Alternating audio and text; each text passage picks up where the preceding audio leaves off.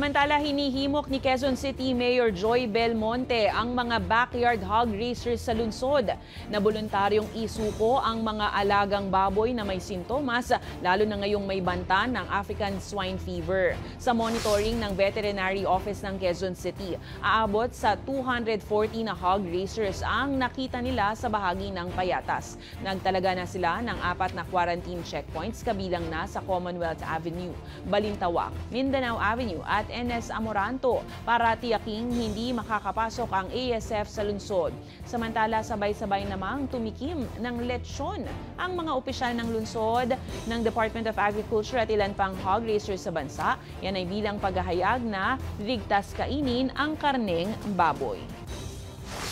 Maaring itong isang baboy na ito ay inaasahan na nila sa kanilang pangkabuhayan. Bibilhin po natin ang mga baboy na ito turn over voluntarily sa city government. There is no silver bullet.